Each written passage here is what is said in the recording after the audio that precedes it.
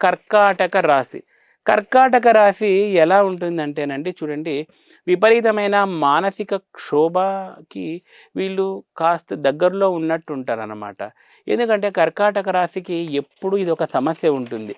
కృష్ణ శుక్ల పక్షాల ఆధారితంగా వీళ్ళ మానసిక ప్రభావం అనేది ఎప్పుడు కూడాను అలా కదులుతూ ఉంటుందన్నమాట. కాబట్టి కర్కాటక రాశి వాళ్ళు ఎప్పుడు కానీ చాలా జాగ్రత్తగా బిహేవ్ చేయాల్సి ఉంటుంది. కత్తి మీద సామే అని చెప్పొచ్చు. వీళ్ళకి ఆపర్చునిటీస్ వచ్చినప్పుడు ఎలా ఉంటారంటే వీళ్ళు ఇక విపరీతంగా అక్కడంతా పెద్ద గగ్గోలు పెట్టేసినట్లు అయిపోతారన్నమాట. అంటే అటు ఇటు అటు ఇటు అటు ఇటు ఇక చాలా ఒక్కొక్కసారి భయంకరమైన స్ట్రెస్‌కు లోనైతారు ఈ కర్కాటక రాశి వాళ్ళు. ఈ కర్కాటక రాశి వాళ్ళు మరి ఎట్లా అండి వీళ్ళు కూల్ డౌన్ చేయడము, ఏదైనా యోగం ఉందా అంటే వీళ్ళకి ఫస్ట్ వాళ్ళ మనసుని స్టాగ్నేట్‌గా పెట్టుకోవడం అనేది చేసుకోవాలి కర్కాటక రాశి వాళ్ళు. ఒక ముత్యాల మాల అనేది ఖచ్చితంగా ధరించండి. ఒకవేళ ముత్యాల మాల లేకపోతే కుడి చేయి చిటికెన వేలుకి మీరు ముత్యం అనేది ధరించండి.